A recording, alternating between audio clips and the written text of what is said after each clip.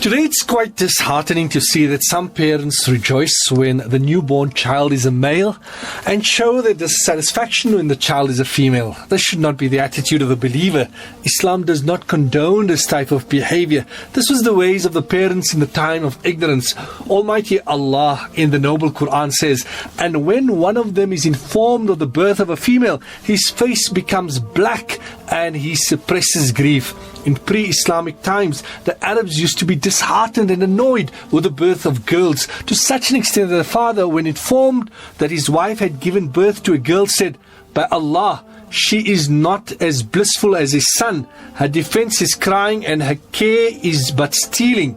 He meant she could not defend her father and her family except by screaming and crying, not by fighting and carrying arms.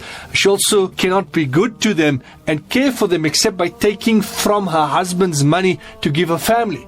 In the Arab traditions at that time, it was common practice for a father to bury his daughter alive. This was done because of the fear of poverty or out of the fear of disgrace she might bring upon them when she grew up. In that context, the noble Quran says, denouncing and derogating them. And when the girl who was buried alive is asked, "For what sin was she killed?" On the other hand, Nabi Sallallahu Alaihi Wasallam promised great rewards for those who are kind to their daughters, and he said, "Whoever maintains two daughters until they become independent will come on the day of Qiyamah along with me, close to each other like these two." And Nabi Sallallahu Alaihi Wasallam joined his two fingers together.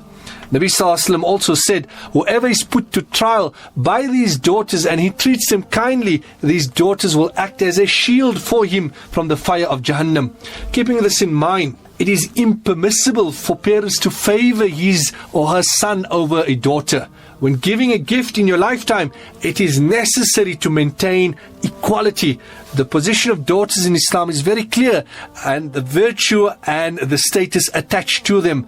How many virtuous women have brought happiness and well-being upon their families and the ummah, and how many corrupt young men have brought every form of misfortune and trials upon this ummah. Therefore, it is upon the parents to accept whatever Almighty Allah's gift is with full joy and happiness, whether the gift is a male or female. Allah subhanahu wa ta'ala says, "To Allah belongs the kingdom of the heavens and the earth. He creates whatever He wills. He bestows female offspring upon whom He wills, and He bestows male offspring upon whom He wills, or He bestows both male and female, and He renders barren whom He wills. Verily, He is the all-knower and is able to do all things."